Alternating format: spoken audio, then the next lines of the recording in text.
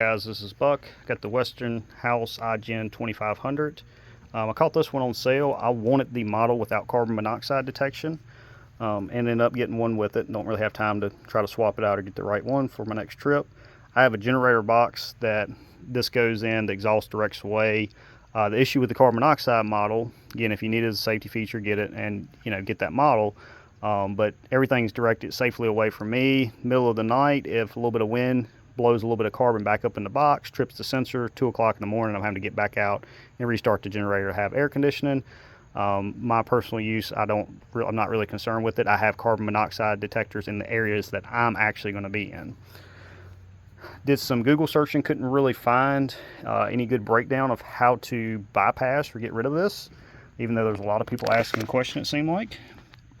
Now, this is the schematic for the Westinghouse without the CO.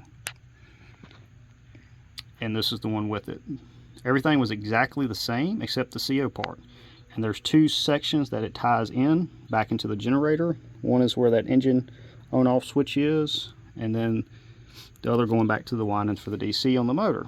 So this is the lights in the front, this is your module, and this is your actuator. I'll show you what that looks like on the parts diagram.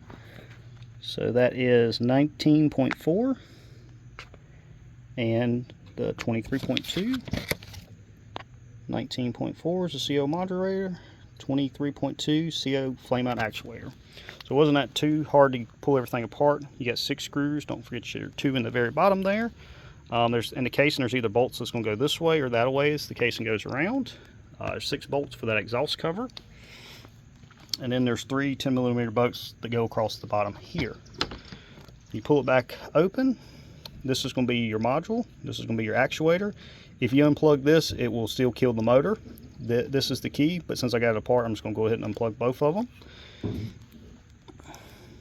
Now I've debated taking them out, but I'll probably just leave them in there. So, without that, forgive me because I got it.